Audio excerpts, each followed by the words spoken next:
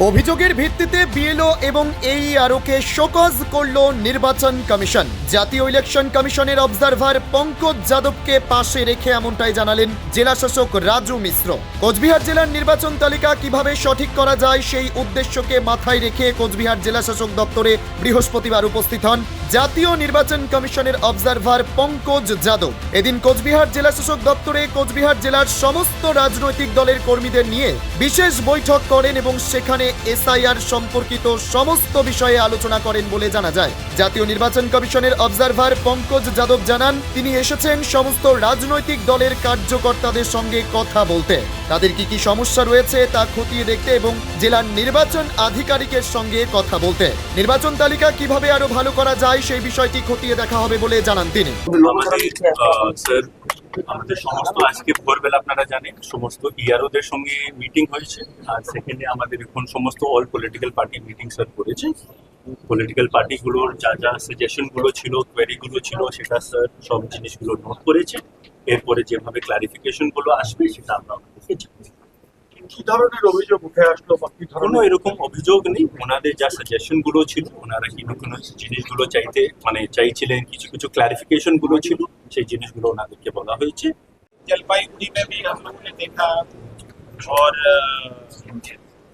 सिलीगुड़ी में भी हम लोगों ने मीटिंग किया पॉलिटिकल पार्टीज के साथ, और पीछे माथाबंगा असेंबली कंस्टिट्यूंसी में हम लोग गए, और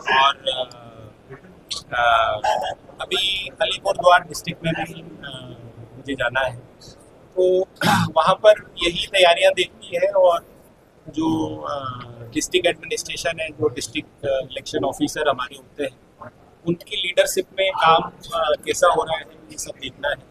पॉलिटिकल पार्टीज के साथ भी बैठ के बात करनी है कि कोई समस्या नहीं है और उनके सुझाव क्या है, इसको कैसे हम और अच्छे ढंग से इसको बना सकते हैं। আজকে যেটা নির্বাচন কমিশনের রোল অবজারভার এসেছিলেন, তার একটা সর্বদলীয় সভা ছিল। আমরা যে বিষয়গুলো এখানে রেজ করলাম, যে 1,13,000 ভোটারের তালিকা থেকে ভোটারের নাম বাদ দেওয়া হয়েছে, তাদের ক্ষেত্রে যে ভোটার তালিকাগুলো বের করা হয়েছে, যে কাদের নাম বাদ গেল, সেই এসডিটি লিস্টে দেখা যাচ্ছে ওখানে বলা হয়েছে যে কেউ যদি আনস্যাটিসফাই থাকেন তাহলে তার অবজেকশন, সে আধার কার্ডের প্রতিলিপি দিয়ে সে অবজেকশন করতে পারে।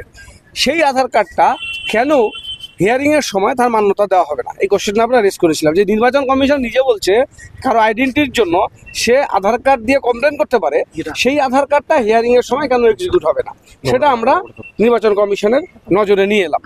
আরেকটা বিষয় হচ্ছে যে 65,800 ভোটার আনম্যাপড আছে, তাদের তালিকা ইমিডিয়েটলি নির্বাচন কমিশন সর্বদলীয় সভায় বা ওদের সাইডে তারা আপলোড করুক, আমাদেরকে কপি দিক। কারণ তা না হলে পরে যদি নির্বাচন কমিশনের লক্ষ্য থাকে, ট্রান্সপারেন্সি যদি থাকে, যে উপযুক্ত যারা এলিজিবল ভোটার তাদের নাম যাতে ভোটার লিস্টে আসে, এটাই তো লক্ষ্য। উল্লেখ্য, বুধবার একটি অভিযোগ উঠেছিল দুজন ব্যক্তি জীবিত থাকা সত্ত্বেও এসআইআর ফর্মে তাদের নাম মৃত বলে চালানো হচ্ছে। এ বিষয়ে উত্তপ্ত হয়ে উঠেছিল কোচবিহারের রাজনৈতিক মহল। অবশেষে আজ জেলা শাসক জানান যে বিএলও এবং এইআরওর ওপর অভিযোগ উঠেছে তাদের শোকজ করা হয়েছে। কোচবিহার থেকে নিজস্ব প্রতিনিধির রিপোর্ট, খবর বাংলা।